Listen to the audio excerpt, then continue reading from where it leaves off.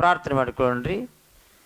ಪರಿಶುದ್ಧನು ಪರಿಶುದ್ಧನು ಪರಿಶುದ್ಧನು ಸರ್ವೋನ್ನತನಾಗಿರುವಂಥ ದೇವ, ನಿಮಗೆ ಸ್ತೋತ್ರ ಸ್ವಾಮಿ, ಸ್ತೋತ್ರ ಕರ್ತನೆ.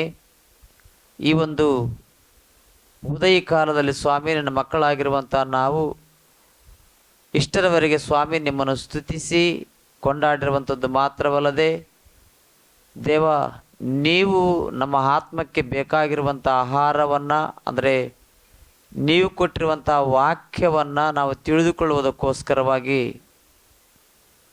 ಈ ಒಂದು ಸಮಯವನ್ನು ಸ್ವಾಮಿ ನಾವು ವ್ಯರ್ಥವಾಗಿ ಕಳೆದುಕೊಳ್ಳದೆ ಪ್ರತಿಯೊಬ್ಬರೂ ಸ್ವಾಮಿ ನಮ್ಮ ಮನಸ್ಸುಗಳನ್ನು ನಿಮ್ಮ ವಾಕ್ಯದ ಕಡೆಗೆ ತಿರುಗಿಸಿಕೊಂಡು ಶ್ರದ್ಧವಾದ ರೀತಿಯಲ್ಲಿ ನಿಮ್ಮ ವಾಕ್ಯವನ್ನು ಕೇಳಿದ ವಾಕ್ಯವನ್ನು ಭದ್ರವಾಗಿ ನಮ್ಮ ಹೃದಯದೊಳಗೆ ಇಟ್ಟುಕೊಳ್ಬೇಕು ಅನ್ನುವಂಥ ಆಲೋಚನೆಯಲ್ಲಿ ನಾವೆಲ್ಲರೂ ವಾಕ್ಯವನ್ನು ಕೇಳಲು ನಿಮ್ಮ ಕೃಪೆ ಪರಿಶುದ್ಧಾತ್ಮನ ಸಹಾಯವನ್ನು ಕೊಟ್ಟು ನಮ್ಮೆಲ್ಲರನ್ನ ನಿಮ್ಮ ಸನ್ನಿಧಿಗೆ ನಡೆಸಿರಿ ಎಂದು ನಮ್ಮ ಪ್ರಭು ನಮ್ಮ ರಕ್ಷಕನೂ ಆಗಿರುವಂಥ ಯೇಸು ಪರಿಶುದ್ಧ ನಾಮದಲ್ಲಿ ಪ್ರಾರ್ಥಿಸುವೆನು ತಂದೆಯೇ, ಆಮೆನ್. ಪ್ರೀತಿಯ ನನ್ನ ಸಹೋದರ ಸಹೋದರಿಯರೇ, ದಯಮಾಡಿ ದೇವರ ವಾಕ್ಯವನ್ನು ಕೇಳುವಂಥ ಸಮಯದಲ್ಲಿ ಯಾರೂ ಮಾತಾಡಬಾರ್ದು. ಎಲ್ಲರೂ ನಿಶಬ್ದವಾದ ರೀತಿಯಲ್ಲಿ ಕುಳಿತುಕೊಳ್ಬೇಕಾಗಿ ತಮ್ಮಲ್ಲಿ ವಿನಂತಿಸಿಕೊಳ್ತೇನೆ.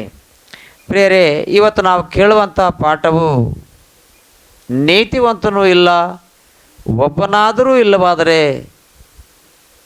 ಏಬೇಲನ ವಿಷಯವೇನು, ಅದರಂತೆ ಭಕ್ತನಾಗಿರುವಂಥ ಅಬ್ರಾಮನವರ ವಿಷಯವೇನು, ಅದರಂತೆ ಎಷ್ಟೋ ಮಂದಿ ದೇವರಿಗೋಸ್ಕರವಾಗಿ ಬದುಕಿ ದೇವರ ವಾಕ್ಯಕ್ಕೆ ಭಯಪಟ್ಟು ದೇವರ ಸೇವೆ ಮಾಡಿ ಸತ್ತಿರುವಂಥವರ ವಿಷಯವೇನು ಅನ್ನುವಂಥ ವಿಷಯವನ್ನು ಇವತ್ತು ನಾವು ಆಲೋಚನೆ ಮಾಡಬೇಕಾಗಿದೆ.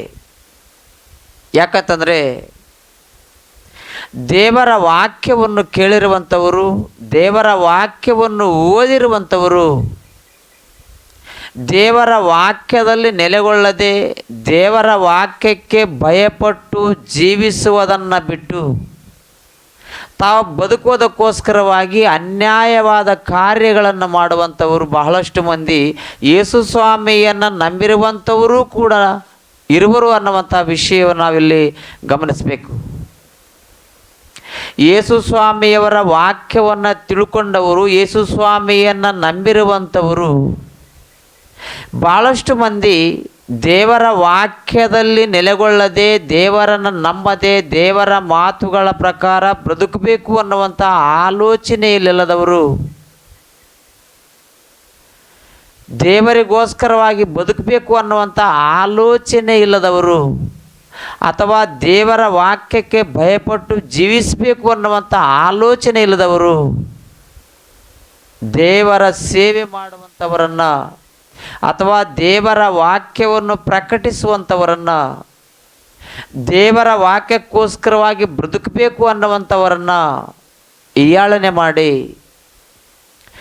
ನೀತಿವಂತನೂ ಇಲ್ಲ, ಒಬ್ಬನಾದರೂ ಇಲ್ಲ, ದೇವರನ್ನು ಹುಡುಕುವವನು ಇಲ್ಲ, ಒಬ್ಬನಾದರೂ ಇಲ್ಲ ಎಂದು ಭಕ್ತನಾಗಿರುವಂಥ ಪೌಲನವರೇ ಹೇಳಿದಾಗ, ನೀನು ನಮಗೇನು ಹೇಳ್ತಾ ಇದ್ದಿ ಅಂತೇಳಿ ಕ್ರೈಸ್ತರ ಕುಟುಂಬದಲ್ಲಿ ಬಂದಿರುವಂಥವರು, ಯೇಸು ಸ್ವಾಮಿಯನ್ನು ತಿಳ್ಕೊಂಡವರು, ಯೇಸು ಸ್ವಾಮಿಯನ್ನು ನಂಬಿರುವಂಥವರು ಅನ್ಯಾಯವಾದ ಕಾರ್ಯಗಳನ್ನು ಮಾಡಿ ಆ ಅನ್ಯಾಯದಿಂದಲೂ ದೇವರ ಸನ್ನಿಧಿಗೆ ಬರುವುದಕ್ಕೆ ಶಕ್ತಿ ಇಲ್ಲದವರು ದೇವರ ಸೇವೆ ಮಾಡುವಂಥವರನ್ನು ಹೀಯಾಳನೆ ಮಾಡಿ ನೀತಿವಂತನೂ ಇಲ್ಲ, ಒಬ್ಬನಾದರೂ ಇಲ್ಲ, ನೀತಿವಂತನೂ ಇಲ್ಲ, ಒಬ್ಬನಾದರೂ ಇಲ್ಲ, ದೇವರನ್ನು ಹುಡುಕುವವನಿಲ್ಲ, ಒಬ್ಬನಾದರೂ ಇಲ್ಲ ಅಂಥೇಳಿ ದೇವರ ವಾಕ್ಯವೇ ಹೇಳುತ್ತಿರುವಾಗ ನೀನೇನು ನೀತಿವಂತನೇನು, ನಾವೆಲ್ಲರೂ ನೀತಿವಂತರಲ್ಲ ಅಂಥೇಳಿ ಯೇಸು ಸ್ವಾಮಿಯನ್ನು ನಂಬಿ ಕೆಟ್ಟ ಕಾರ್ಯಗಳನ್ನು ಮಾಡುವಂಥ ಒಬ್ಬ ಕ್ರೈಸ್ತನು ದೇವರ ಸೇವೆ ಮಾಡುವಂಥ ಸೇವಕನಿಗೆ ನೀತಿವಂತನೂ ಇಲ್ಲ, ಒಬ್ಬನಾದರೂ ಇಲ್ಲ ಅಂತಂದರೆ ನೀನು ಕೂಡ ನೀತಿವಂತನಲ್ಲ. ನೀನು ದೇವರ ವಾಕ್ಯವನ್ನು ಹೇಳಿದರೂ ಕೂಡ ನೀನು ನೀತಿವಂತನಲ್ಲ, ನಾನೂ ಕೂಡ ನೀತಿವಂತನಲ್ಲ ಅಂಥೇಳಿ ಯೇಸು ಕ್ರಿಸ್ತನನ್ನು ನಂಬಿ ಯೇಸು ಕ್ರಿಸ್ತನ ಮಾತುಗಳ ಪ್ರಕಾರ ಬದುಕದೆ ಅನ್ಯಾಯ ಮಾಡುವಂಥ ಕ್ರೈಸ್ತನು ಸೇವೆ ಮಾಡುವಂಥ ಸೇವಕನಿಗೆ ಪ್ರಶ್ನೆ ಮಾಡುವಂಥ ಪ್ರಶ್ನೆ ಏನು ಅಂತಂದರೆ, ನೀತಿವಂತನೂ ಇಲ್ಲ, ಒಬ್ಬನಾದರೂ ಇಲ್ಲ ಅಂದಮೇಲೆ ನೀನು ಕೂಡ ಸೇವೆ ಮಾಡಿದರೂ ಕೂಡ ನೀನು ಕೂಡ ನೀತಿವಂತನಲ್ಲ ಅನ್ನುವಂಥ ವಿಷಯವನ್ನು ಮಾತನಾಡುವಂಥ ನಂಬಿಗಸ್ತರನ್ನು, ಅಪನಂಬಿಗಸ್ತರನ್ನು ಇವತ್ತು ನಾವು ನೋಡ್ತಿದ್ವಿ. ಆದ ಕಾರಣ ಪ್ರೇರೆ, ಇಲ್ಲಿ ನಾವು ಗಮನಿಸಬೇಕಾಗಿರುವಂಥ ವಿಷಯವೇನಂತಂದರೆ, ಯಾರು ನೀತಿವಂತರು ಅಥವಾ ಯಾರು ನೀತಿವಂತರಲ್ಲ ಅನ್ನುವಂಥ ವಿಷಯವನ್ನು ದೇವರ ಕೃಪೆಯಿಂದಲೂ, ದೇವರ ಕರುಣೆಯಿಂದಲೂ, ದೇವರ ಆಲೋಚನೆಯಿಂದಲೂ ನಾವು ಆಲೋಚನೆ ಮಾಡ್ತಾ ಹೋದರೆ, ಈ ಮಾತು ಯಾರಿಗೆ ಹೇಳಲ್ಪಟ್ಟಿದೆ, ಈ ಮಾತು ಯಾರ ವಿಷಯವಾಗಿ ಬರೆಯಲ್ಪಟ್ಟಿದೆ ಅನ್ನುವಂಥ ವಿಷಯವನ್ನು ನಾವು ಗಮನಿಸ್ತಾ ಹೋದರೆ, ರೋಮಾಪುರದವರೆಗೆ ಬರೆದ ಪತ್ರಿಕೆ 10ನೇ ಅಧ್ಯಾಯ 3ನೇ ವಚನವನ್ನು ಒಂದು ಸಲ ನಾವು ಓದಿ ನೋಡಿದಾಗ, ರೋಮಾಪುರದವರೆಗೆ ಬರೆದ ಪತ್ರಿಕೆ 10ನೇ ಅಧ್ಯಾಯ 3ನೇ ವಚನ, ರೋಮಾಪುರದವರೆಗೆ ಬರೆದ ಪತ್ರಿಕೆ 10ನೇ ಅಧ್ಯಾಯ 3ನೇ ವಚನದಲ್ಲಿ, 10ನೇ ಅಧ್ಯಾಯ 3ನೇ ವಚನ, ರೋಮಾಪುರದವರೆಗೆ ಬರೆದ ಪತ್ರಿಕೆ 10ನೇ ಅಧ್ಯಾಯ 3ನೇ ವಚನ. ಅವರು ದೇವರಿಂದ ದೊರಕುವ ನೀತಿಯನ್ನರಿಯದೆ ಸ್ವನೀತಿಯನ್ನೇ ಸ್ಥಾಪಿಸಬೇಕೆಂದಿರುವುದರಿಂದ, ಇಲ್ಲಿ ನಾವು ಗಮನಿಸಬೇಕಾಗಿರುವಂಥ ವಿಷಯವೇನಂತಂದರೆ, ಅವರು ದೇವರ ನೀತಿಗೆ ಅಧೀನರಾಗದೆ, ಅವರು ದೇವರಿಂದ ದೊರಕುವ ನೀತಿಯನ್ನರಿಯದೆ, ದೇವರಿಂದ ದೊರಕುವ ನೀತಿಯನ್ನರಿಯದೆ, ಭಾಳಷ್ಟು ಮಂದಿ ಆಗಿನ ಕಾಲದಲ್ಲಿರುವಂಥ ಯಹೂದ್ಯರಾಗಿರ್ಬೋದು, ಇಸ್ರಾಯೇಲರಾಗಿರ್ಬೋದು, ಅವರು ಒಂದು ವಿಶೇಷವಾಗಿರುವಂಥ ಕಾರ್ಯವನ್ನು ಆಲೋಚನೆ ಮಾಡ್ತಿದ್ರು. ಏನಂತಂದರೆ, ನಾವು ಸುನ್ನತಿ ಮಾಡಿಸ್ಕೊಂಡಿದ್ದೀವಿ, ನಾವು ನೀತಿವಂತರು. ನಾವು ಯಜ್ಞಗಳನ್ನು ಅರ್ಪಣೆ ಮಾಡ್ತಿದ್ವಿ, ನಾವು ನೀತಿವಂತರು. ಈ ರೀತಿಯಾಗಿ ನಾವು ಸಬ್ಬತ್ ದಿನವನ್ನು ದೇವರ ದಿನವೆಂದು ಆಚರಣೆ ಮಾಡ್ತಿದ್ವಿ, ನಾವು ನೀತಿವಂತರು. ಇಸ್ರಾಯೇಲರಾಗಿರುವಂಥವರಿಗೆ ದೇವರು ಕೊಟ್ಟಿರುವಂಥ ಹಬ್ಬಗಳನ್ನು ಅವರು ಆಚರಣೆ ಮಾಡ್ತಿದ್ರು, ಆದ್ದರಿಂದ ನಾವು ನೀತಿವಂತರು ಅಂಥೇಳಿ ಭಾಳಷ್ಟು ಮಂದಿ ಯಹೂದ್ಯರಾಗಿರುವಂಥವರು, ಇಸ್ರಾಯೇಲರಾಗಿರುವಂಥವ್ರು ಏನಂತಿದ್ರು, ನಾವು ನೀತಿವಂತರು, ನಾವು ನೀತಿವಂತರು. ಯಾವ ರೀತಿಯಿಂದ ಅವರು ನೀತಿವಂತರು ಅಂತಿದ್ರು ಅಂತಂದರೆ, ಬೇರೆ ಸುನ್ನತಿ ಮಾಡಿಸ್ಕೊಂಡಿದ್ದೀವಿ, ಆದ್ದರಿಂದ ನಾವು ನೀತಿವಂತರು. ನಾವು ಯಜ್ಞಗಳನ್ನು ಅರ್ಪಣೆ ಮಾಡ್ತಿದ್ದೀವಿ, ಆದ್ದರಿಂದ ನಾವು ನೀತಿವಂತರು. ನಮ್ಮಲ್ಲಿ ಧರ್ಮಶಾಸ್ತ್ರವಿದೆ, ಆದ್ದರಿಂದ ನಾವು ನೀತಿವಂತರು ಅನ್ನುವಂಥ ಆಲೋಚನೆಯಲ್ಲಿ ಆಗಿನ ಕಾಲದಲ್ಲಿರುವಂಥ ಯಹೂದ್ಯರ ಮನಸ್ತಾಪನೆ ಇತ್ತು. ಆದ್ದರಿಂದ ಭಕ್ತನಾಗಿರುವಂಥ ಪೌಲನವರು ಹೇಳಿದರು, ಧರ್ಮಶಾಸ್ತ್ರದ ಪ್ರಕಾರ ಒಂದು ವೇಳೆ ನೀವು ನೀತಿವಂತರು ಅಂತ ಅಂದರೂ ಕೂಡ ನೀವು ನೀತಿವಂತರಾಗುವುದಕ್ಕೆ ಸಾಧ್ಯವಿಲ್ಲ.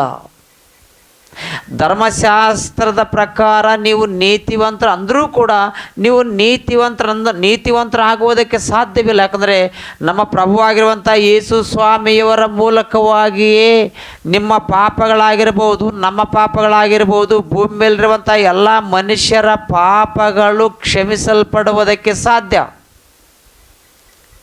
ಅಂಥದ್ರಲ್ಲಿ ನೀವು ಧರ್ಮಶಾಸ್ತ್ರವನ್ನು ಹಿಡ್ಕೊಂಡಿದ್ದೀರಿ, ಆದ್ದರಿಂದ ಧರ್ಮಶಾಸ್ತ್ರದ ನಿಯಮಗಳ ಪ್ರಕಾರ ನಾವು ನಡಿತೀವಿ, ಆದ್ದರಿಂದ ನಾವು ನೀತಿವಂತರು ಅನ್ನುವಂಥ ಆಲೋಚನೆಯನ್ನು ಬಿಟ್ಟುಬಿಟ್ಟು ನಮ್ಮ ಪ್ರಭುವಾಗಿರುವಂಥ ಯೇಸು ಸ್ವಾಮಿಯವರ ಮಾತುಗಳನ್ನು ಕೇಳಿ, ನಮ್ಮ ಪ್ರಭುವಾಗಿರುವಂಥ ಯೇಸು ಸ್ವಾಮಿಯವರ ರಕ್ತದ ಮೂಲಕವಾಗಿ ನೀವು ನೀತಿವಂತರಾಗುವುದಕ್ಕೆ ಸಾಧ್ಯ ಅನ್ನುವ ವಿಷಯವನ್ನು ಪೌಲನು ಹೇಳುತ್ತಾ ಸ್ವನೀತಿವಂತರಾದವರಿಗೆ ನಾವೇ ನೀತಿವಂತರು ಅಂದರೆ ಯೇಸು ಸ್ವಾಮಿಯನ್ನರಿಯಲಾರದವರು, ಅಂದರೆ ದೇವರ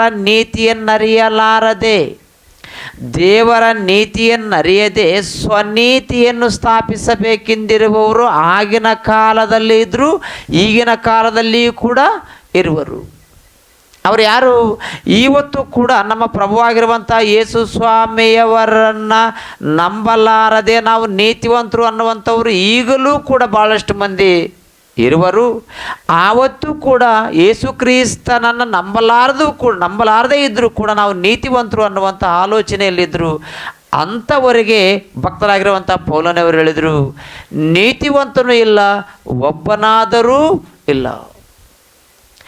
ನೀತಿವಂತನೂ ಇಲ್ಲ, ಒಬ್ಬನಾದರೂ ಇಲ್ಲ ಅಂಥೇಳಿ ಭಕ್ತನಾಗಿರುವಂಥ ಪೌಲನವರು ಯಾಕೆ ಹೇಳಿದರು ಅಂತಂದರೆ, ಆದಾಮನ ಮೂಲಕವಾಗಿ ಭೂಲೋಕದಲ್ಲಿರುವಂಥ ಎಲ್ಲ ಮನುಷ್ಯರು ಪಾಪಿಗಳಾದರು.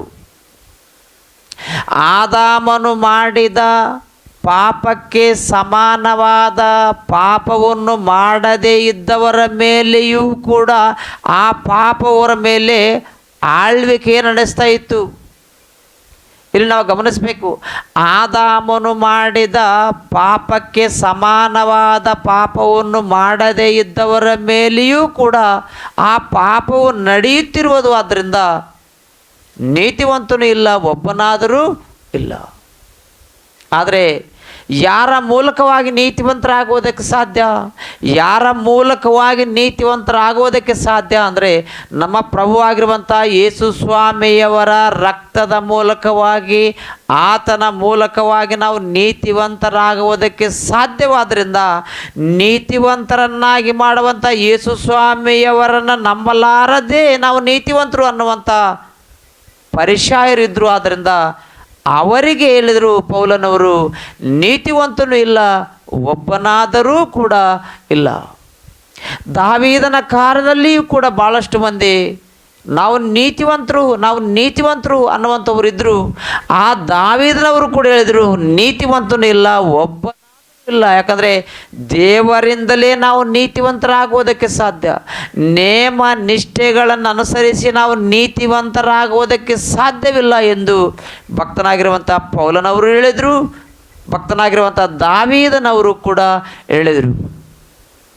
ಆದ ಕಾರಣ ಪ್ರಿಯರೇ, ದೇವರ ನೀತಿಯನ್ನರಿಯದೆ ಸ್ವನೀತಿಯನ್ನೇ ಸ್ಥಾಪಿಸಬೇಕೆಂದಿರುವುದರಿಂದ ದೇವರ ನೀತಿಗೆ ಅಧೀನರಾಗಲಿಲ್ಲ. ಸ್ವನೀತಿವಂತರು. ಆವತ್ತಿನ ಕಾಲದಲ್ಲಿ ಪರಿಸಾಯರು ಸದ್ದುಕಾಯರಾಗಿರುವಂಥವ್ರು ಹೇಳಿದರು, ಸ್ವನೀತಿವಂತರು. ಒಂದು ವಾಕ್ಯವನ್ನು ನೋಡ್ರೆ, ಲೂಕನವರ ಸುವಾರ್ತೆಯಲ್ಲಿ ಒಂದು ಮಾತು, ಈ 16ನೇ ಅಧ್ಯಾಯದಲ್ಲಿ ಭಕ್ತನಾಗಿರುವಂಥ ಲೂಕನವರ ಸುವಾರ್ತೆ 16ನೇ ಅಧ್ಯಾಯ 15ನೇ ವಚನದಲ್ಲಿ ಒಂದು ಮಾತನ್ನು ನಾವು ಓದಿ ಆಲೋಚನೆ ಮಾಡೋಣ್ರಿ. ಇಲ್ಲದ್ರೆ 14ನೇ ವಚನದಿಂದ ಓದಿ ಆಲೋಚನೆ ಮಾಡೋಣ್ರಿ. ಪರಿಸಾಯರು ಈ ಮಾತುಗಳನ್ನೆಲ್ಲ ಕೇಳಿ ತಾವು ಹಣದಾಶೆಯುಳ್ಳವರಾದುದರಿಂದ ಆಶೆ ಮಾಡಿದರು. ಆಗ ಆತನವರಿಗೆ ಹೇಳಿದ್ದೇನೆಂದರೆ, ಮನುಷ್ಯರ ಮುಂದೆ ನೀತಿವಂತರೆಂದು ತೋರಿಸಿಕೊಳ್ಳುವವರು ನೀವು. ಪರಿಸಾಯರು ಎಂಥವರು ಅಂತಂದರೆ, ಮನುಷ್ಯರ ಮುಂದೆ ನೀತಿವಂತರೆಂದು ತೋರಿಸಿಕೊಳ್ಳುವಂಥವರು ಪರಿಸಾಯರು. ಮನುಷ್ಯರ ಮುಂದೆ ನೀತಿವಂತರೆಂದು ತೋರಿಸಿಕೊಳ್ಳುವವರು ಆಗಿನ ಕಾಲದಲ್ಲಿರುವಂಥ ಇಸ್ರಾಯೇಲರಾಗಿರುವಂಥವರು.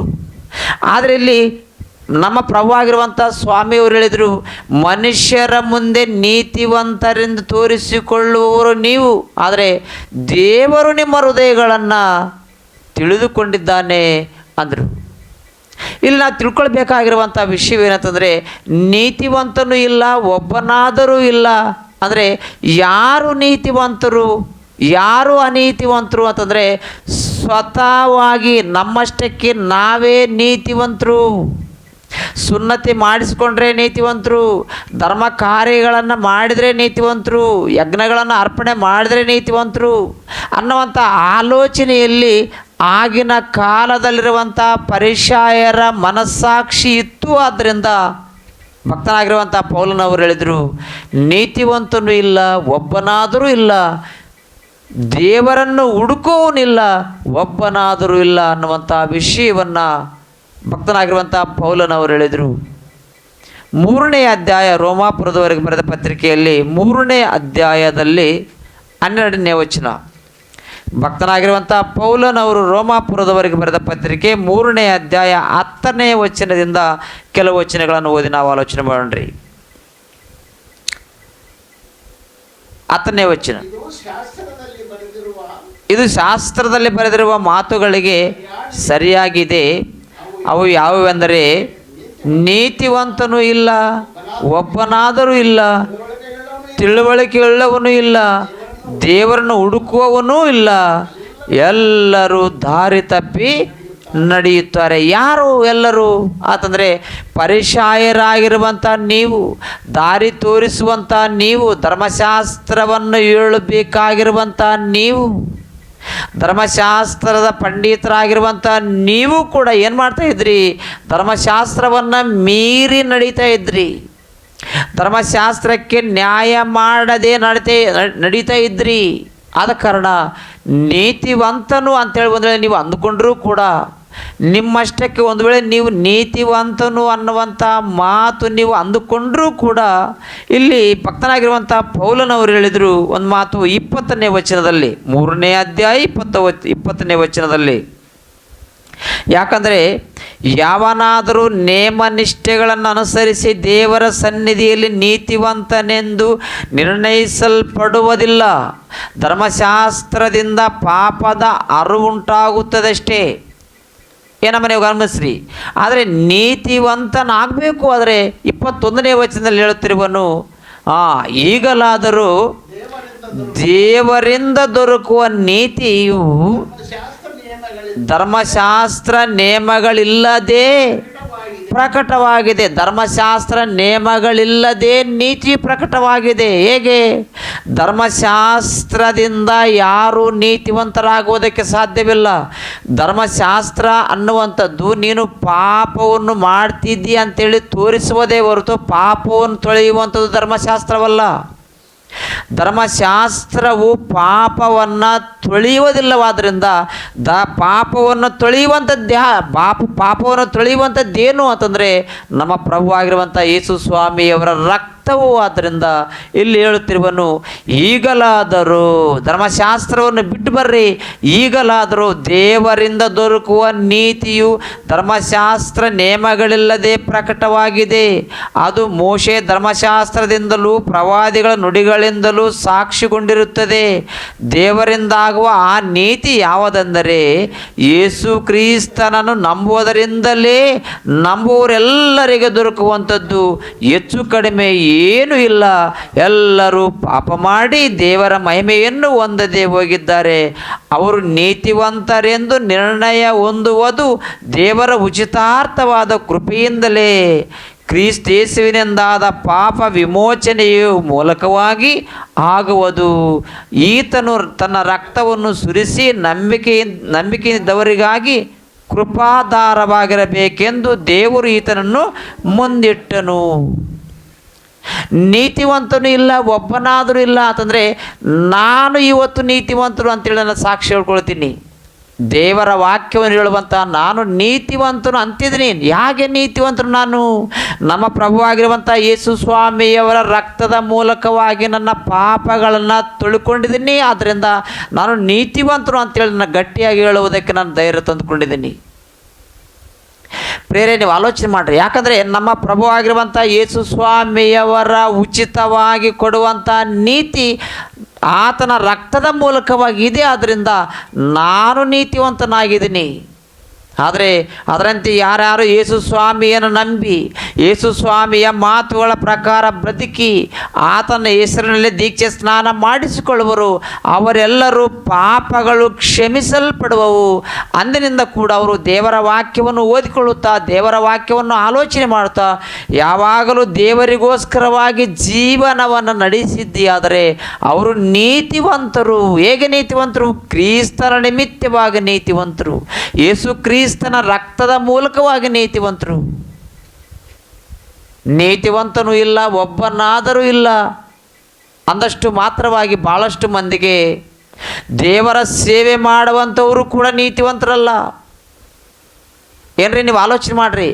ಅನ್ಯಾಯ ಮಾಡುವಂಥವನು ಕೂಡ, ದೇವರನ್ನು ನಂಬಿ ಅನ್ಯಾಯ ಮಾಡುವಂಥವನು ಕೂಡ, ಕಷ್ಟಪಟ್ಟು ದೇವರ ಸೇವೆ ಮಾಡುವಂಥವನನ್ನು ಏನನ್ನವನು? ನೀತಿವಂತನೂ ಇಲ್ಲ, ಒಬ್ಬನಾದರೂ ಇಲ್ಲ. ಅಂದರೆ ನೀನು ಕೂಡ ನೀತಿವಂತನಲ್ಲ. ದೇವರ ಸೇವೆ ಮಾಡ್ಬೋದು, ಆದರೂ ಕೂಡ ನೀನು ನೀತಿವಂತನಲ್ಲ ಅಂಥೇಳಿ ಭಾಳಷ್ಟು ಮಂದಿ ಮಾತನಾಡುತ್ತಿರುವರು. ಆದ್ದರಿಂದ ನೀತಿವಂತನು ಆಗಬೇಕಾದ್ರೆ ನಮ್ಮ ಪ್ರಭುವಾಗಿರುವಂಥ ಯೇಸು ಸ್ವಾಮಿಯವರ ರಕ್ತ ಕೃಪಾಧಾರವಾಗಿ ನಿಂತ್ಕೊಂಡಿದೆ. ಆ ಒಂದು ರಕ್ತದ ಮೂಲಕವಾಗಿ ನೀತಿವಂತನು ನಾನಾಗಿದ್ದೀನಿ, ಅನಂತರ ನೀವು ಕೂಡ ನೀತಿವಂತರಾಗಿದ್ದೀರಿ. ಆದರೆ ಯೇಸು ಕ್ರಿಸ್ತನ ಹೆಸರಿನ ಮೇಲೆ ದೀಕ್ಷೆ ಸ್ನಾನವನ್ನು ಮಾಡಿಸಿಕೊಂಡು ಯೇಸು ಸ್ವಾಮಿಯವರು ಹೇಳಿದ ಮಾತಿನ ಪ್ರಕಾರವಾಗಿ ಬ್ರದಕಲಾರದವರು ಯೇಸು ಸ್ವಾಮಿಯನ್ನು ನಂಬಿದರೂ ಕೂಡ ಅವರು ನೀತಿವಂತರಾಗುವುದಕ್ಕೆ ಸಾಧ್ಯವಿಲ್ಲ ಅನ್ನುವಂಥ ವಿಷಯವನ್ನಲ್ಲಿ ಬೈಬಲಲ್ಲಿ ಸ್ಪಷ್ಟವಾಗಿ ಬರೆಯಲ್ಪಟ್ಟಿದೆ. ಆದ ಕಾರಣ ಪ್ರೇರೆ ನೀವು ಆಲೋಚನೆ ಮಾಡಿರಿ, ನೀತಿವಂತನೂ ಇಲ್ಲ ಒಬ್ಬನಾದರೂ ಇಲ್ಲ ಅಂದ ಕ್ಷಣದಲ್ಲೇ ಎಲ್ಲರೂ ಅನೀತಿವಂತರಲ್ಲ, ಎಲ್ಲರೂ ಅನೀತಿವಂತರಲ್ಲ. ಯಾರಿಗೋಸ್ಕರವಾಗಿ ಈ ವಾಕ್ಯವು ಬರೆಯಲ್ಪಟ್ಟಿದೆಯೋ ಅನ್ನುವಂಥ ವಿಷಯವನ್ನು ಕೂಡ ನಾವು ಆಲೋಚನೆ ಮಾಡಬೇಕು. ಪೌಲನ ಕಾಲದಲ್ಲಿ ಆಗಿರ್ಬೋದು, ನಮ್ಮ ಪ್ರಭುವಾಗಿರುವಂಥ ಯೇಸು ಸ್ವಾಮಿಯವರ ಕಾಲದಲ್ಲಿ ಆಗಿರ್ಬೋದು, ಭಾಳಷ್ಟು ಮಂದಿ ಪರಿಸಾಯರಾಗಿರುವಂಥವರು, ಸದ್ದುಕಾಯರಾಗಿರುವಂಥವರು, ಮಹಾಯಾಜಕರಾಗಿರುವಂಥವರು ನಾವೇ ನೀತಿವಂತರು, ಧರ್ಮಶಾಸ್ತ್ರ ಅನ್ನುವಂಥದ್ದು ನಮ್ಮಲ್ಲಿ ಇದೆವಾದ್ದರಿಂದ ನಾವು ನೀತಿವಂತರು ಅನ್ನುವಂಥ ಆಲೋಚನೆಯಲ್ಲಿದ್ದರು. ಆದ್ದರಿಂದ ಯೇಸು ಸ್ವಾಮಿಯವರು ಹೇಳಿದರು, ನೀವು ಮನುಷ್ಯರ ಮುಂದೆ ನೀತಿವಂತರೆಂದು ತೋರಿಸ್ಕೊಳ್ತಾ ಇದ್ದೀರಿ, ಧರ್ಮಶಾಸ್ತ್ರದ ಮೂಲಕವಾಗಿ ನಾವು ನೀತಿವಂತರು ಅಂದುಕೊಳ್ತಾ ಇದ್ರಿ, ಆದರೆ ನೀವು ನೀತಿವಂತರಾಗುವುದಕ್ಕೆ ಸಾಧ್ಯವಿಲ್ಲ. ಯಾಕಂದರೆ ಧರ್ಮಶಾಸ್ತ್ರ ಅನ್ನುವಂಥದ್ದು ನೀನು ಪಾಪವನ್ನು ಮಾಡ್ತಾ ಇದ್ದಿ ಅಂತೇಳಿ ತೋರಿಸುವುದೇ ಹೊರತು ಪಾಪವನ್ನು ತೊಳೆಯಲಿಕ್ಕೆ ಧರ್ಮಶಾಸ್ತ್ರಕ್ಕೆ ಶಕ್ತಿ ಇಲ್ಲ. ಆದರೆ ಹೊಸ ಒಡಂಬಡಿಕೆ ಬಂದಾಗ ನಮ್ಮ ಪಾಪಗಳನ್ನು ತೊಳೆಯುವುದಕ್ಕೆ ದೇವರು ಯೇಸು ಕ್ರಿಸ್ತನ ಮೂಲಕವಾಗಿ ದೇವರ ವಾಕ್ಯಕ್ಕೆ ಶಕ್ತಿ ಕೊಟ್ಟು ನಮ್ಮ ಪಾಪಗಳನ್ನು ಕ್ಷಮಿಸುವಂಥ ಅಧಿಕಾರವು ದೇವರ ವಾಕ್ಯಕ್ಕೆ ಬಂತು. ಆದ್ದರಿಂದ ಇವತ್ತು ನಾವು ನೀತಿವಂತರಾಗುವುದಕ್ಕೆ ಸಾಧ್ಯವಾಯಿತು. ಭಕ್ತನಾಗಿರುವಂಥ ಯೋಹಾನನವರ ಪತ್ರಿಕೆಯಲ್ಲೂ ಕೂಡ ಒಂದು ಮಾತನ್ನು ಆಲೋಚನೆ ಮಾಡೋಣ್ರಿ. ಭಕ್ತನಾಗಿರುವಂಥ ಯೋಹಾನನವರ ಪತ್ರಿಕೆ ಮೊದಲನೇ ಪತ್ರಿಕೆ 3ನೇ ಅಧ್ಯಾಯ 7ನೇ ವಚನದಲ್ಲಿ, ಭಕ್ತನಾಗಿರುವಂಥ ಯೋಹಾನನವರ ಮೊದಲನೇ ಪತ್ರಿಕೆ 3ನೇ ಅಧ್ಯಾಯ 7ನೇ ವಚನದಲ್ಲಿ, ಪ್ರಿಯರಾದ ಮಕ್ಕಳೇ, ನಿಮ್ಮನ್ನು ಸನ್ಮಾರ್ಗದಿಂದ ತಪ್ಪಿಸುವುದಕ್ಕೆ ಯಾರಿಗೂ ಅವಕಾಶ ಕೊಡಬೇಡ್ರಿ. ಕ್ರಿಸ್ತನು ಹೇಗೆ ನೀತಿವಂತನಾಗಿದ್ದಾನೋ ಹಾಗೆಯೇ ನೀತಿಯನ್ನು ಅನುಸರಿಸುವವನು ನೀತಿವಂತನಾಗಿದ್ದಾನೆ. ಪಾಪ ಮಾಡುವವನು ಸೈತಾನನಿಂದ ಹುಟ್ಟಿದವನಾಗಿದ್ದಾನೆ. ನೀತಿಯನ್ನು ಅನುಸರಿಸುವವರು, ಕ್ರಿಸ್ತನು ಹೇಗೆ ನೀತಿವಂತನಾಗಿದ್ದಾನೋ ಹಾಗೆಯೇ ನೀತಿಯನ್ನು ಅನುಸರಿಸುವವರೆಲ್ಲರೂ ನೀತಿವಂತರು. ನೀತಿಯನ್ನು ಅನುಸರಿಸಲಾರದೆ ನಾನು ನೀತಿವಂತರು ಅಂತೇಳಿ ಒಂದು ವೇಳೆ ಯಾರಾದರೂ ಅಂದ್ಕೊಳ್ರಿ, ನೀತಿವಂತನೂ ಇಲ್ಲ, ಒಬ್ಬನಾದರೂ ಇಲ್ಲ. ಇದು ಯಾರಿಗೆ ಹೇಳಿರುವಂಥ ಮಾತು? ಸ್ವತಃ ನಾನು ದೇವರ ಕಾರ್ಯಗಳಿಲ್ಲದೆ, ದೇವರನ್ನು ನಂಬಿಕೊಳ್ಳದೆ ನಾನು ನೀತಿವಂತರು ಅನ್ನುವಂಥವ್ರು ಯಾರಾದರೂ ಇದ್ದರೂ ಕೂಡ ಅವರು ನೀತಿವಂತರಾಗುವುದಕ್ಕೆ ಸಾಧ್ಯವಿಲ್ಲವಾದ್ದರಿಂದ ನೀತಿವಂತನೂ ಇಲ್ಲ, ಒಬ್ಬನಾದರೂ ಇಲ್ಲ. ಇವತ್ತು ದೇವರ ವಾಕ್ಯವನ್ನು ಹೇಳುವಂಥ ನಾನು ಕೂಡ ನೀತಿವಂತನಲ್ಲ. ನಾನು ನೀತಿವಂತನಾಗಿದ್ದೀನಿ ಅಂತಂದರೆ ಕಾರಣವೇನು? ಗೊತ್ತಾ? ಕ್ರಿಸ್ತನು ಹೇಗೆ ನೀತಿವಂತನಾಗಿದ್ದಾನೋ ನೀತಿಯನ್ನು ಅನುಸರಿಸುವವರು ನೀತಿವಂತನು. ಆತನ ರಕ್ತದ ಮೂಲಕವಾಗಿ ನಾನು ನೀತಿವಂತನಾಗುವುದಕ್ಕೆ ಸಾಧ್ಯವಾಯಿತೇ ಹೊರತು ನನ್ನಷ್ಟಕ್ಕೆ ನಾನು ನೀತಿವಂತನಾಗುವುದಕ್ಕೆ ಸಾಧ್ಯವಿಲ್ಲ ಅನ್ನುವಂಥದ್ದನ್ನು ಇಲ್ಲಿ ನಾವು ಗಮನಿಸಬೇಕು. ಒಂದು ವೇಳೆ ನಾನು ನೀತಿವಂತನು, ಯೇಸು ಸ್ವಾಮಿಯನ್ನು ನಂಬಲಾರದೆ, ಯೇಸು ಸ್ವಾಮಿಯ ಮಾತುಗಳನ್ನು ಆಲೋಚನೆ ಮಾಡದೆ, ಆತನ ಮಾತುಗಳಿಗೆ ಭಯಪಡದೆ ನಾನು ಕೂಡ ಒಂದು ವೇಳೆ ನೀತಿವಂತನು ಅಂತೇಳಿ ಅಂದರೂ ನಾನು ಕೂಡ ನೀತಿವಂತನು ಅಲ್ಲ. ಕೇವಲ ನಮ್ಮ ಪ್ರಭುವಾಗಿರುವಂಥ ಯೇಸು ಸ್ವಾಮಿಯವರ ಮೂಲಕವಾಗಿ ಮಾತ್ರವೇ ನಾನು ನೀತಿವಂತನಾಗುವುದಕ್ಕೆ ಸಾಧ್ಯ ಅನ್ನುವಂಥ ವಿಷಯವನ್ನು ಇಲ್ಲಿ ನಾವು ಗಮನಿಸಬೇಕು. ಲೂಕನವರ ಸುವಾರ್ತೆಯಲ್ಲಿ ಮತ್ತೊಂದು ಮಾತನ್ನು ಆಲೋಚನೆ ಮಾಡೋಣ್ರಿ. 18ನೇ ಅಧ್ಯಾಯ, ಭಕ್ತನಾಗಿರುವಂಥ ಲೂಕನವರ ಸುವಾರ್ತೆ 18ನೇ ಅಧ್ಯಾಯ 9ನೇ ವಚನದಲ್ಲಿ, ಪ್ರಾರ್ಥನೆ ಮಾಡುವುದಕ್ಕಾಗಿ ಇಬ್ಬರು ದೇವಾಲಯಕ್ಕೆ ಹೋಗುವರು, ಒಬ್ಬಾತನು ಸುಂಕದವನು ಮತ್ತೊಬ್ಬಾತನು ಪರಿಸಾಯನು. ಇವರು ಪ್ರಾರ್ಥನೆ ಮಾಡುವುದಕ್ಕೋಸ್ಕರ ಎಲ್ಲಿಗೋದ್ರು? ದೇವಾಲಯಕ್ಕೆ ಹೋದಾಗ ಅವರು ಹೇಗೆ ಪ್ರಾರ್ಥನೆ ಮಾಡಿರೋರು ಒಂದ್ಸಲ 9ನೇ ವಚನದಲ್ಲಿ ನಾವು ನೋಡೋಣ್ರಿ. ಇದಲ್ಲದೆ ತಾವೇ ನೀತಿವಂತರೆಂದು ತಮ್ಮಲ್ಲಿ ಭರವಸವಿಟ್ಟುಕೊಂಡು ಉಳಿದವರನ್ನು ಉದಾಸೀನ ಮಾಡುವಂಥ ಕೆಲವರಿಗೆ ಒಂದು ಸಾಮ್ಯವನ್ನು ಹೇಳಿದನು. ಇಲ್ಲಿ ನೀವು ಗಮನಿಸಬೇಕು, ಇಲ್ಲಿ ಭಾಳಷ್ಟು ಮಂದಿ ತಾವು ನೀತಿವಂತರು ಅನ್ನುವಂಥ ಆಲೋಚನೆಯಲ್ಲಿದ್ದವರಿಗೆ ಸ್ವಾಮಿಯವರು ಒಂದು ಮಾತು ಹೇಳಿದರು. ಇದಲ್ಲದೆ ತಾವೇ ನೀತಿವಂತರೆಂದು ತಮ್ಮಲ್ಲಿ ಭರವಸವಿಟ್ಟುಕೊಂಡು, ಅಂದರೆ ಯೇಸು ಕ್ರಿಸ್ತನಿಲ್ಲದೆ ನಾವು ನೀತಿವಂತರು, ದೇವರಿಲ್ಲದೆ ನಾವು ನೀತಿವಂತರು ಅನ್ನುವಂಥವರು ಆಗಿನ ಕಾಲದಲ್ಲಿ ಇದ್ದರು. ಆದ್ದರಿಂದ ಇಲ್ಲಿ ಭಕ್ತನಾಗಿರುವಂಥ ಲೂಕನವರು ಸ್ಪಷ್ಟವಾಗಿ ಹೇಳ್ತಿದ್ರು, ಇದಲ್ಲದೆ ತಾವೇ ನೀತಿವಂತರೆಂದು ತಮ್ಮಲ್ಲಿ ಭರವಸವಿಟ್ಟುಕೊಂಡು, ತಾವೇ ನೀತಿವಂತರೆಂದು ತಮ್ಮಲ್ಲಿ ಭರವಸವಿಟ್ಟುಕೊಂಡ್ರು. ಆದರೆ ನಿರ್ಣಯ ಮಾಡುವಾತನು ದೇವರು. ನೀನು ನೀತಿವಂತನು ಅನೀತಿವಂತನು ಅಂಥೇಳಿ ನಿರ್ಣಯ ಮಾಡುವಾತನ ಯಾರು? ದೇವರು. ಆ ದೇವರನ್ನು ಬಿಟ್ಬಿಟ್ಟು ಇವರು ನಾವೇ ನೀತಿವಂತರು ಅಂಥೇಳಿ ಭರವಸವಿಟ್ಟುಕೊಂಡವರಿಗೆ ಸ್ವಾಮಿಯವರು ಮಾತನಾಡುವಂಥ ಮಾತು ಕೆಳಗೆ ಹೋದರೆ, ಪ್ರಾರ್ಥನೆ ಮಾಡಬೇಕೆಂದು ಇಬ್ಬರು ಮನುಷ್ಯರು ದೇವಾಲಯಕ್ಕೆ ಹೋದರು. ಒಬ್ಬನು ಪರಿಸಾಯನು, ಒಬ್ಬನು ಸುಂಕದವನು. ಪರಿಸಾಯನು ನಿಂತುಕೊಂಡು ಪ್ರಾರ್ಥಿಸುವಾಗ ತನ್ನೊಳಗೆ, ದೇವರೇ, ನೋಡ್ರಿ, ಮತ್ತೊಬ್ಬರನ್ನು ಉದಾಸೀನ ಮಾಡುವ ಮನಸ್ಸು ಪರಿಸಾಯನಿಗಿರುವುದರಿಂದ ತಾನೇ ನೀತಿವಂತನೇನು ಅನ್ನುವಂಥ ಆಲೋಚನೆಯಲ್ಲಿ ತಾನು ಪ್ರಾರ್ಥನೆ ಮಾಡಿಕೊಳ್ಳುವ. ನೋಡ್ರಿ, ದೇವರಿಗೆ, ದೇವರೇ, ಸುಲುಕೊಳ್ಳುವವನು, ಅನ್ಯಾಯಗಾರನು, ಆಧಾರ ಮಾಡುವವರು ಆಗಿರುವ ಉಳಿದ ಜನರಂತೆ ನಾನಲ್ಲ, ಈ ಸುಂಕದವನಂತೆಯೂ ನಾನಲ್ಲ. ಆದ್ದರಿಂದ ನಿನಗೆ ಸ್ತೋತ್ರ ಮಾಡುತ್ತೇನೆ, ವಾರಕ್ಕೆ 2 ಆವರ್ತಿ ಉಪವಾಸ ಮಾಡುತ್ತೇನೆ, ನಾನು ಸಂಪಾದಿಸುವ ಎಲ್ಲದರಲ್ಲಿಯೂ ಅದರಲ್ಲೊಂದು ಪಾಲು ಕೊಡುತ್ತೇನೆ ಅಂದುಕೊಂಡನು. ಆದರೆ ಇಲ್ಲಿ ಗಮನಿಸಬೇಕು, ಪರಿಸಾಯನ ಮನಸ್ಸು ನೀವು ಆಲೋಚನೆ ಮಾಡಿರಿ. ಪಕ್ಕದಲ್ಲೇ ಸುಂಕದವನಿದ್ದರೂ ಕೂಡ ಆತನ ವಿಷಯವಾಗಿ ಕೂಡ ನಾನು ಉಳಿದ ಜನರಂತೆ ನಾನಲ್ಲ, ವಾರಕ್ಕೆ 2 ಆವರ್ತಿ ಉಪವಾಸ ಮಾಡ್ತೀನಿ, ದಶಂಭಾಗಗಳನ್ನು ಕೊಡ್ತಾ ಇದ್ದೀನಿ, ಈ ರೀತಿಯಾಗಿ ಎಲ್ಲ ವಿಷಯಗಳಲ್ಲಿ ನಾನು ನೀತಿವಂತನು ದೇವ ಅಂಥೇಳಿ ದೇವರಿಗೆ ನೀತಿವಂತನು ಅಂಥೇಳಿ ತಾನೇ ಒಪ್ಪಿಕೊಳ್ಳುವನು. ಆದರೆ ನೀತಿವಂತನು ಅನೀತಿವಂತನು ಅನ್ನುವಂಥದ್ದು ದೇವರು ನಿರ್ಣಯ ಮಾಡಬೇಕೇ ಹೊರತು ಈ ಪರಿಸಾಯನ ಮಾತ್ರ ಆಗಲ್ಲ. ನಾನು ನೀತಿವಂತನು ಅಂಥೇಳಿ ದೇವರ ಮುಂದೆ ಒಪ್ಪಿಕೊಳ್ಳುವನು. ಆದ ಕಾರಣ ಇವರು ನೀತಿವಂತನಲ್ಲದೇ ಇದ್ದರೂ ಕೂಡ ನಾನು ನೀತಿವಂತನು ಅಂದುಕೊಳ್ಳುತ್ತಿರುವನು. ಆದ್ದರಿಂದ ಇದು ಸ್ವನೀತಿ, ಇದು ದೇವರ ನೀತಿಯಲ್ಲ, ದೇವರಿಗೆ ಭಯಪಟ್ಟು ಬಂದಿರುವಂಥ ನೀತಿಯಲ್ಲ. ಅದಕ್ಕೋಸ್ಕರ ಕೆಳಗೆ ಹೋದ್ರಿ, ಆ ಸುಂಕದವನು ದೂರದಲ್ಲಿ ನಿಂತು ಆಕಾಶದ ಕಡೆಗೆ ಕಣ್ಣೆತ್ತಿ ನೋಡುವುದಕ್ಕೂ ಮನಸ್ಸಿಲ್ಲದೆ ಎದೆಯನ್ನು ಬಡಿದುಕೊಳ್ಳುತ್ತಾ, ದೇವರೇ, ಪಾಪಿಯಾದ ನನ್ನನ್ನು ಕರುಣಿಸು ಅಂದನು. ಈ ಸುಂಕದವನು ಮಾಡಿರುವಂಥ ಪ್ರಾರ್ಥನೆಯನ್ನು ನಾವು ಗಮನಿಸ್ತಾ ಹೋದರೆ, ತಾನು ಎದೆ ಬಡಿಕೊಳ್ಳುತ್ತಾ, ದೇವ, ನನಗಿಷ್ಟು ಆಶೀರ್ವಾದವನ್ನು ಕೊಟ್ಟಿದ್ದೀರಿ, ಇಂಥ ಒಂದು ಅವಕಾಶವನ್ನು ಕೊಟ್ಟಿದ್ದೀರಿ ಅಂಥೇಳಿ ಸುಂಕದವನು ಎದೆ ಬಡಿಕೊಳ್ಳುತ್ತಾ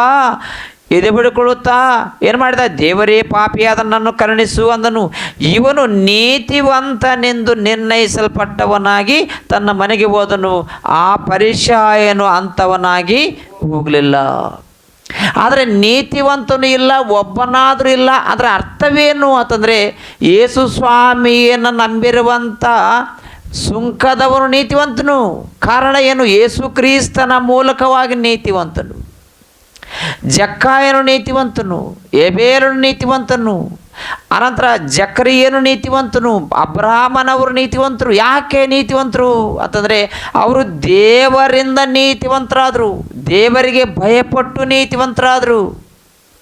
ಆದ ಕಾರಣ ಪ್ರಿಯರೇ, ಇಲ್ಲಿ ನಾವು ಗಮನಿಸಬೇಕು, ದೇವರು ನೀತಿವಂತರನ್ನು ಯಾರನ್ನಾದರೂ ಎಣಿಸುವನು, ಯಾರನ್ನಾದರೂ ನಿರ್ಣಯ ಮಾಡುವನು, ಅವನೇ ನೀತಿವಂತನಾಗುವುದಕ್ಕೆ ಸಾಧ್ಯವೇ ಹೊರತು ಭೂಮಿ ಮೇಲೆ ಯಾವ ಮನುಷ್ಯನು ದೇವರಿಲ್ಲದೆ ನೀತಿವಂತನಾಗುವುದಕ್ಕೆ ಸಾಧ್ಯವಿಲ್ಲ. ಭೂಲೋಕದಲ್ಲಿ ಒಂದು ವೇಳೆ ಒಬ್ಬ ಪೊಲೀಸ್ ಆಗಬೇಕಾದರೂ ಕೂಡ ತನ್ನಷ್ಟಕ್ಕೆ ತಾನೇ ನಾನು ಪೊಲೀಸನು ಅಂತ ಹೇಳ್ಕೊಂಡ್ರೆ ಆತನು ಪೊಲೀಸನಾಗುವುದಕ್ಕೆ ಸಾಧ್ಯವಿಲ್ಲ. ಸರ್ಕಾರದವರು ಆತನನ್ನು ಗಮನಿಸಿ ನಿರ್ಣಯ ಮಾಡಬೇಕು. ಆತನ ವಿಷಯವಾಗಿ ಎಲ್ಲ ವಿಷಯಗಳು ತಿಳ್ಕೊಂಡವರಾಗಿರಬೇಕು. ಸರ್ಕಾರವು ಯಾವ ದಿನದಲ್ಲಿ ಆತನನ್ನು ಪೊಲೀಸನು ಎಂದು ನಿರ್ಣಯ ಮಾಡುವುದು, ಆಗ ಆತನು ಪೊಲೀಸನಾಗುವುದಕ್ಕೆ ಸಾಧ್ಯವೇ ಹೊರತು ಮಧ್ಯದಲ್ಲಿ ನನ್ನಷ್ಟಕ್ಕೆ ನಾನೇ ಪೊಲೀಸನು, ನನ್ನಷ್ಟಕ್ಕೆ ನಾನೇ ಜಿಲ್ಲಾಧಿಕಾರಿ, ನನ್ನಷ್ಟಕ್ಕೆ ನಾನೇ MLA ಅಂತೇಳಿ ಬಂದಿಲ್ಲ ನಾನು ಅಂದುಕೊಂಡ್ರೆ ಪ್ರೇರೆ ದಾವೀದನ ಮಗನಾಗಿರುವಂಥ ಅಮ್ನೋನನ ರೀತಿ ಆಗುವುದೇ ಹೊರತು ನಿಜವಾಗಲೂ ಆತನು ಏನಾಗಲಾರನು, ನೀತಿವಂತನಾಗುವುದಕ್ಕೆ ಸಾಧ್ಯವಿಲ್ಲ. ಪರಿಶಾಯನು ತನ್ನಷ್ಟಕ್ಕೆ ತಾನು ನೀತಿವಂತನು ಅಂದರೂ ಕೂಡ ಅವನು ನೀತಿವಂತನಾಗುವುದಕ್ಕೆ ಸಾಧ್ಯವಿಲ್ಲ. ಆದರೆ ಸುಂಕದವನು ಮಾತ್ರ ಗಟ್ಟಿಯಾಗಿ ನಿಂತ್ಕೊಂಡು ಏನು ಮಾಡಿದ, ಅಯ್ಯೋ ದೇವರೇ, ನಾನು ಮಾಡಿರುವಂಥದ್ದು ಅಪಾರವಾಗಿರುವಂಥ ತಪ್ಪು ತಂದೆ, ನಮ್ಮ ತಪ್ಪುಗಳನ್ನು ಕ್ಷಮಿಸು ಎಂದು ಸುಂಕದವನು ಪ್ರಾರ್ಥನೆ ಮಾಡಿದನು. ಆದ್ದರಿಂದ ಆತನು ನೀತಿವಂತನೆಂದು ನಿರ್ಣಯವನ್ನು ಹೊಂದಿದನು. ಆದ ಕಾರಣ ಇಂಥ ಒಂದು ಕಾರ್ಯಗಳಲ್ಲಿ ಇಸ್ರಾಯೇಲ್ರಾಗಿರ್ಬೋದು,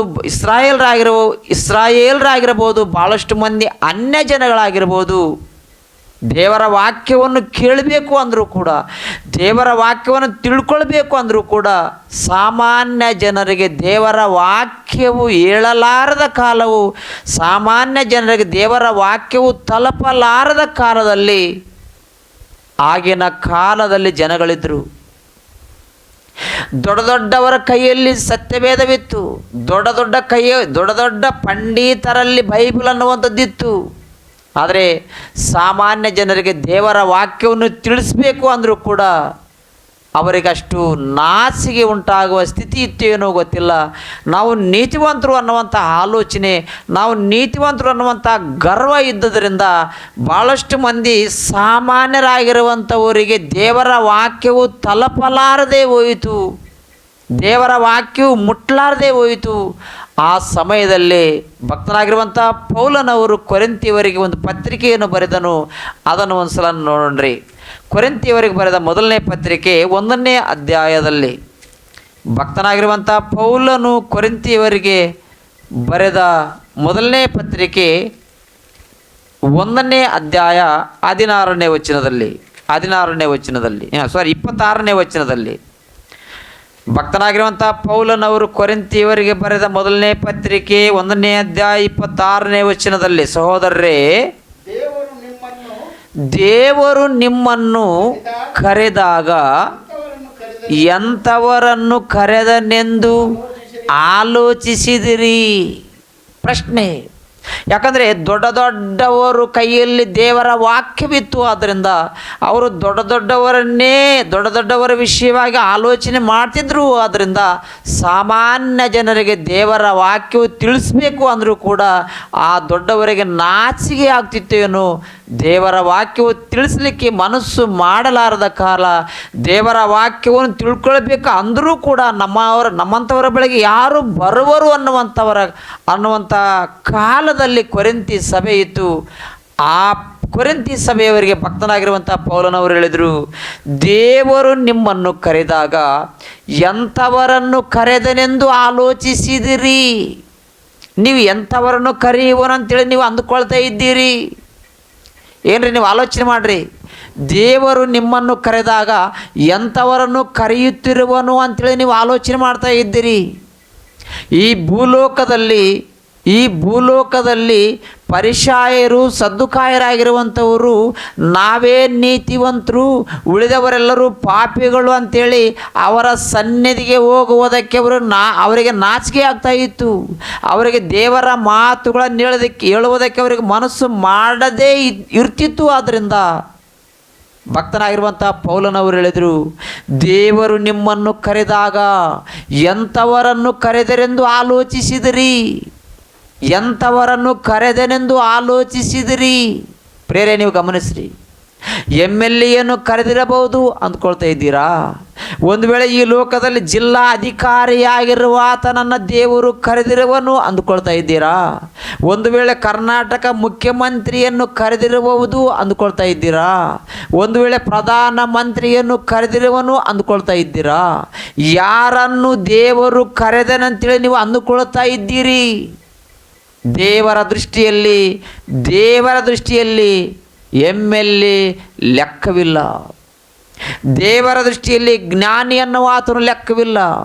ದೇವರ ದೃಷ್ಟಿಯಲ್ಲಿ ಕರ್ನಾಟಕ ಮುಖ್ಯಮಂತ್ರಿ ಆದರೂ ಕೂಡ ಲೆಕ್ಕವಿಲ್ಲ. ದೇವರ ದೃಷ್ಟಿಯಲ್ಲಿ ಪ್ರಧಾನ ಮಂತ್ರಿ ಆದರೂ ಕೂಡ ಲೆಕ್ಕವಿಲ್ಲ. ಆದರೆ ಪರಿಸಾಯರಿಗೆ ಮಾತ್ರ ನಾವೇ ನೀತಿವಂತರು, ನಾವಲ್ಲದೆ ಬೇರೆ ಯಾರೂ ನೀತಿವಂತರಲ್ಲ ಅನ್ನುವ ಆಲೋಚನೆಯಲ್ಲಿರುವಾಗ ನೀವೇನು ಅಂದ್ಕೊಳ್ತಾ ಇದ್ದೀರಿ ಅಂತೇಳಿ ಭಕ್ತನಾಗಿರುವಂಥ ಪೌಲನವರು ಹೇಳಿದರು. ನಿಮ್ಮೊಳಗೆ ಲೌಕಿಕ ದೃಷ್ಟಿಯಲ್ಲಿ ಜ್ಞಾನಿಗಳು ಅನೇಕರಿಲ್ಲ. ನೀವು ಜ್ಞಾನಿಗಳನ್ನು ಕರೆದಿರಬಹುದು ಅಂದುಕೊಳ್ತಿದ್ರೇನೋ? ಜ್ಞಾನಿಗಳು ಅನೇಕರಿಲ್ಲ. ಕುಲಹೀನರು ಅಧಿಕಾರಿಗಳು ಅನೇಕರಿಲ್ಲ. ದೇವರು ಜ್ಞಾನಿಗಳನ್ನು ನಾಚಿಕೆ ಪಡಿಸುವುದಕ್ಕಾಗಿ ಈ ಲೋಕದ ಬುದ್ಧಿಹೀನರನ್ನು ಆರಿಸಿಕೊಂಡಿದ್ದಾನೆ.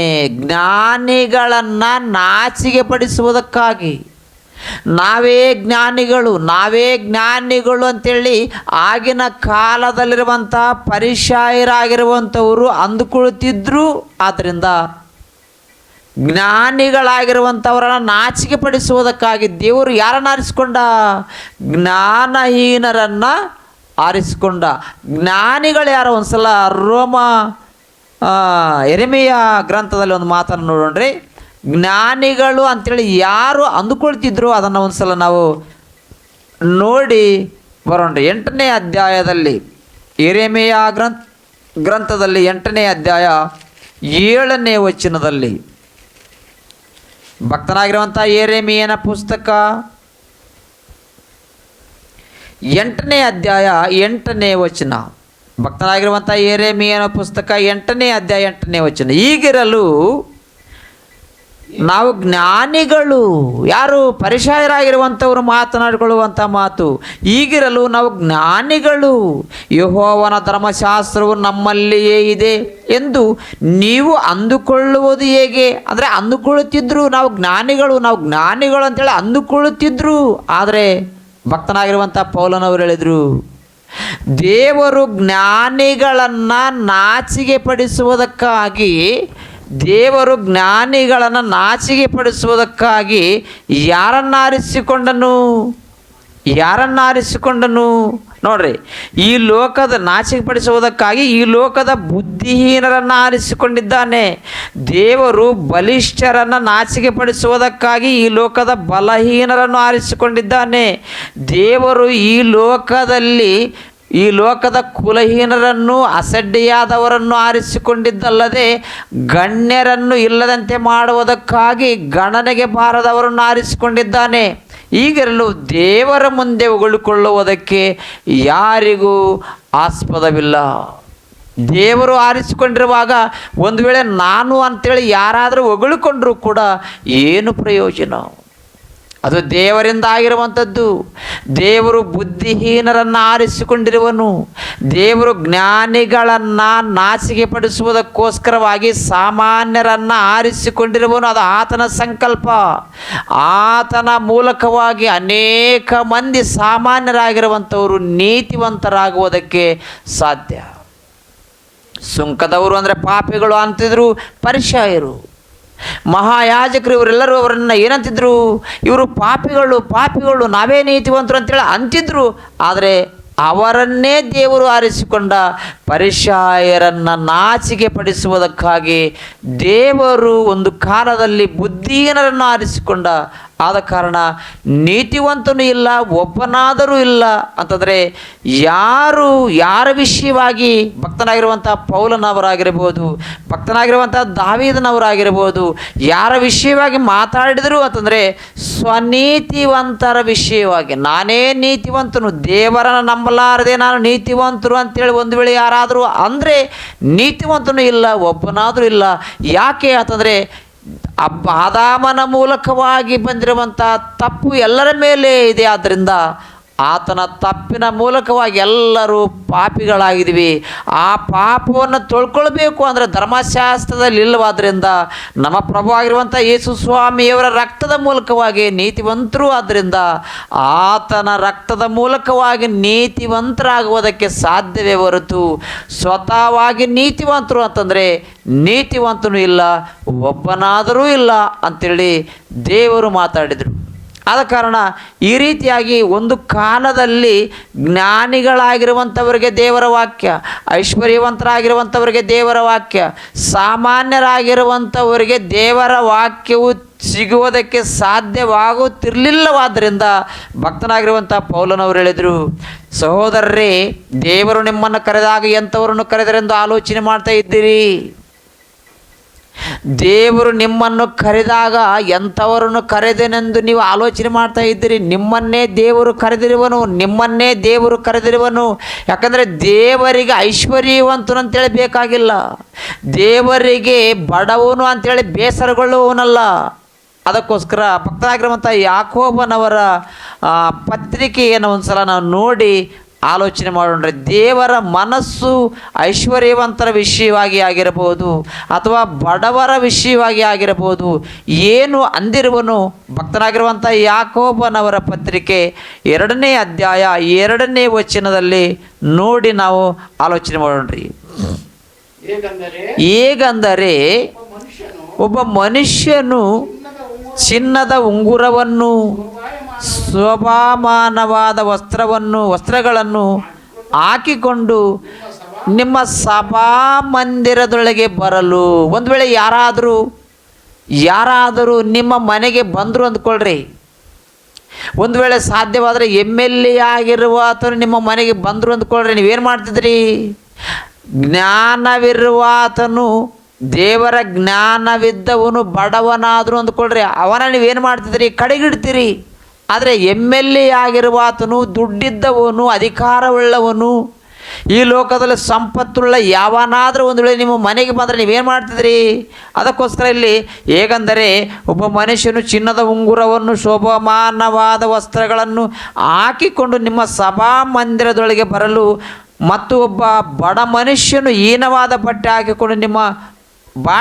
ಹಾಕಿಕೊಂಡು ಬರಲು, ನೀವು ಶೋಭಾಮಾನವಾದ ವಸ್ತ್ರಗಳನ್ನು ಧರಿಸಿಕೊಂಡಿರುವವನನ್ನು ಮರ್ಯಾದೆಯಿಂದ ನೋಡಿ ಅವನಿಗೆ ನೀವು ಇಲ್ಲಿ ಸಿಂಹಾಸನದ ಮೇಲೆ ಕೂತುಕೊಳ್ಳಿರಿ ಅಂತಲೂ, ಆ ಬಡ ಮನುಷ್ಯನಿಗೆ ನೀನು ಅಲ್ಲಿ ನಿಂತುಕೋ, ಇಲ್ಲವೇ ನನ್ನ ಕಾಲ್ಮಣೆಯ ಹತ್ತಿರ ನೆಲದ ಮೇಲೆ ಕೂತುಕೋ ಅಂತಲೂ ಹೇಳಿದರೆ ನೀವು ನಿಮ್ಮಲ್ಲಿ ಭೇದ ಮಾಡುವವರಾಗಿ ಅನ್ಯಾಯವಾದ ತೀರ್ಪನ್ನು ಮಾಡುವವರಾದಿರಲ್ಲ ಎಂದು ಇಲ್ಲಿ ಭಕ್ತನಾಗಿರುವಂಥ ಯಾಕೋಬನವರ ಮೂಲಕವಾಗಿ ದೇವರು ಮಾತನಾಡಿರುವಂಥ ಮಾತು.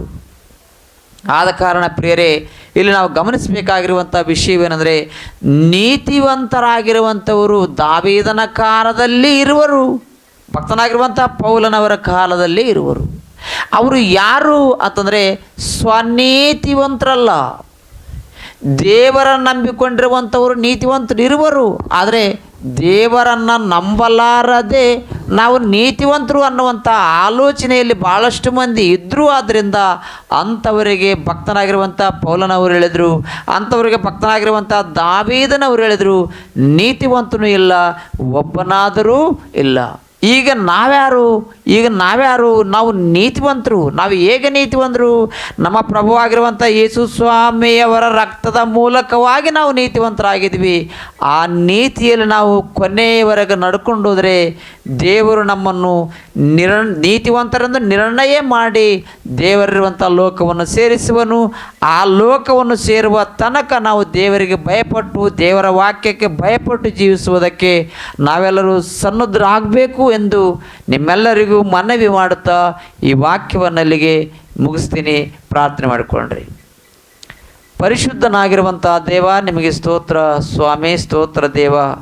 ಪರಿಶಾಯರಾಗಿರುವಂಥವರು, ಸದ್ದುಕಾಯರಾಗಿರುವಂಥವರು, ಮಹಾಯಾಜಕರಾಗಿರುವಂಥವರು ತಮ್ಮಲ್ಲಿರುವಂಥ ಧರ್ಮಶಾಸ್ತ್ರದ ಮೂಲಕವಾಗಿ ನಾವು ನೀತಿವಂತರು ಅಂತೇಳಿ ಅಂದ್ಕೊಳ್ತಿದ್ರು. ಆದರೆ ನೀತಿವಂತರು ಆಗಬೇಕಾದ್ರೆ ಯೇಸುಕ್ರಿಸ್ತನ ರಕ್ತದ ಮೂಲಕವಾಗಿಯೇ ಆಗುವುದಕ್ಕೆ ಸಾಧ್ಯ ಅಂಥೇಳಿ ಭಕ್ತನಾಗಿರುವಂಥ ಪೌಲನವರು ಹೇಳಿದರು, ಭಕ್ತನಾಗಿರುವಂಥ ದಾವೀದನವರು ಕೂಡ ಹೇಳಿದರು. ಆದ ಕಾರಣ ಸ್ವಾಮಿ, ನಾವು ಕೂಡ ನೀತಿವಂತರು ಆಗಬೇಕು ಅಂತಂದರೆ ನಮ್ಮ ಪ್ರಭುವಾಗಿರುವಂಥ ಯೇಸು ಸ್ವಾಮಿಯವರ ರಕ್ತದ ಮೂಲಕವಾಗಿ ನಾವು ನೀತಿವಂತರಾಗಲು ನಿಮ್ಮ ಕೃಪೆ, ಪರಿಶುದ್ಧಾತ್ಮನ ಸಹಾಯವನ್ನು ಕೊಡ್ರಿ ಎಂದು ಬೇಡಿಕೊಳ್ಳುತ್ತೇನೆ. ತಲೆಬಾಗಿರುವಂಥ ನನ್ನ ಮಕ್ಕಳನ್ನು ಸ್ವಾಮಿ ಆಶೀರ್ವದಿಸ್ರಿ, ಬಲಪಡಿಸ್ರಿ. ನಿಮ್ಮ ಸನ್ನಿಧಿಗೆ ನಡೆಯುವ ತನಕ ನಿಮ್ಮ ಕೃಪೆಯನ್ನು ಕೊಡ್ರಿ ಎಂದು ನಮ್ಮ ಪ್ರಭು, ನಮ್ಮ ರಕ್ಷಕನೂ ಆಗಿರುವಂಥ ಯೇಸು ಪರಿಶುದ್ಧ ನಾಮದಲ್ಲಿ ಪ್ರಾರ್ಥಿಸುವೆನು ತಂದೆಯೇ, ಆಮೇನ್.